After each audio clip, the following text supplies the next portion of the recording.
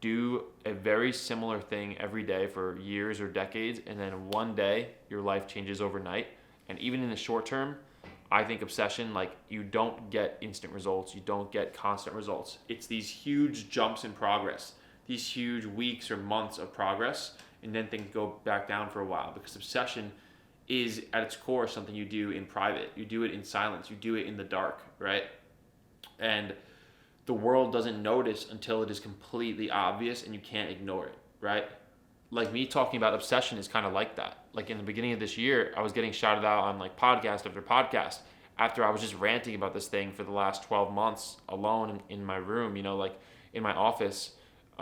It takes a long time for it to become obvious and well known, and then it feels like it happened overnight, because it literally did. The awareness happened overnight, but the work happened over years or over decades.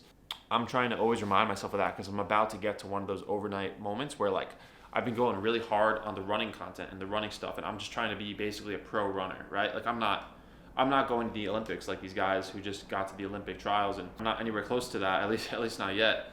But I want to treat myself like a pro athlete, and I want to get paid to run in terms of like being sponsored by brands, because I have an audience. And so that's been like a huge goal of mine the last 3-4 months since I really got into running. And boom, like now this week, like I'm talking to many different brands. I'm making content about running. The running content is doing good. Like, that is super exciting to me. Like, I'm making Instagram posts about running that are getting 10,000 likes.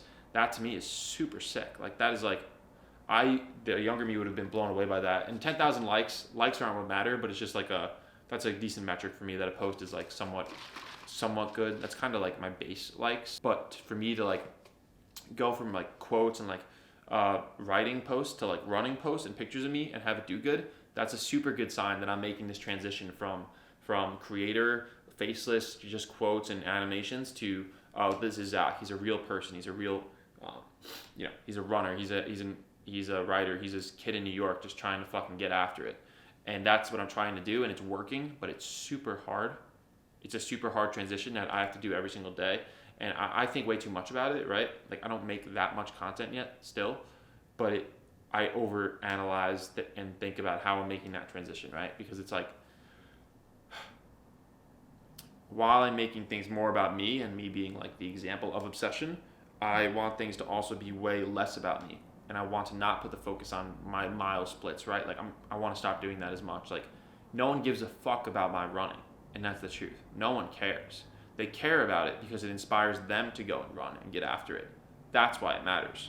It is not because of me at all. No one cares what I go and do in my next marathon, right? They only care about what that time makes them feel. And understanding that is a massive, massive unlock, that no one ever cares about you. And the creators who really grow understand this, and even the ones who have personalities, even the ones where it's about them, it's because of the personality. The personality is bigger than them. That's why they become memes, and that's why they become something that other people want to be a part of and attach themselves to, right? Like, I've labeled that like obsession. That is my thing. But other people like Sam Sulek, Emma Chamberlain, Casey Neistat, these huge personalities, their personality has become almost like mythology, where people want to grab pieces of that personality and become it. And that's what the best creators do, and they do that in an ultra authentic way. It can't be faked, and the more you try to fake it, the further you're going to get away from actually doing something like that. That's why no one's going to be Sam Sulek. That's why I'm not Sam Sulek yet. Like, I don't have that magic yet. I think I do in some ways, in some formats, probably more in writing, right? Where my writing feels completely fresh and new. And can I make that transition into video? Maybe. I don't know. We'll see. Core reminder, always thinking about what's in it for the audience.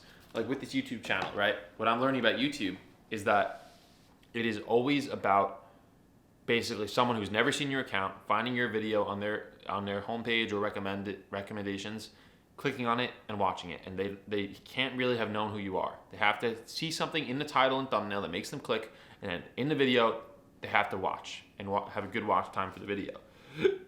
And it's like, at its core, that means it can't be all about you. You have to be giving them something. There has to be a reason for them to watch. And this might sound so basic, but at the same time, it's not, and it's complicated. And the more you just think about being relentlessly useful to the other person, I think that is like the best way to like hack. It's not a hack, but that's the best way to hack yourself into growing on social media, is just being extremely useful. Like, the best tweets are just the most useful thoughts you're having packaged in a thing for other people. So back to the overnight concept of obsession.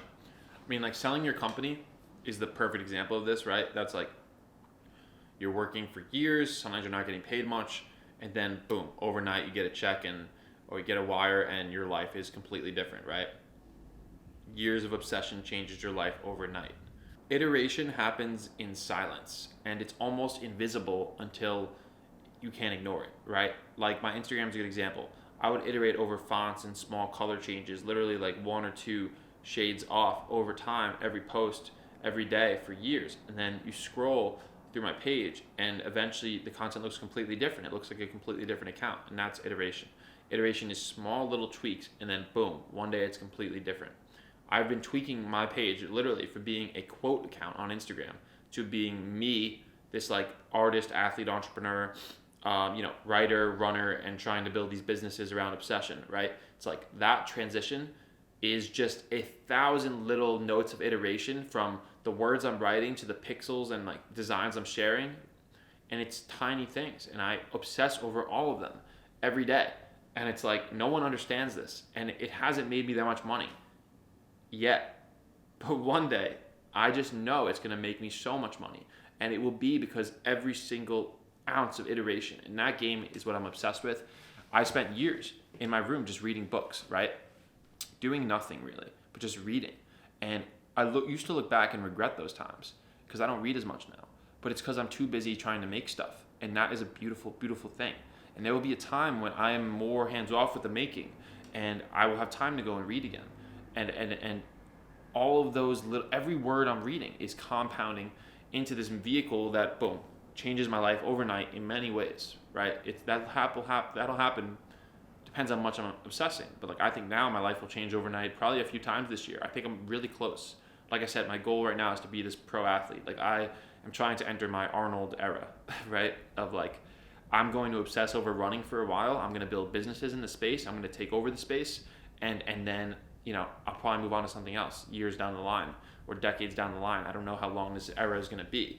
But it's like I know how it works, and I know I just have to be patient and have to focus on this output and iteration for a long enough time, and then I will get rewarded, and it will happen really, really fast. Because the compounding around media and the internet is like no other compounding. It's like no other compounding, and I felt it. My life has changed so much in the last year, so much, in terms of the people I've met and the opportunities I've had. And keep obsessing until your life changes overnight, because I promise you, that night will come.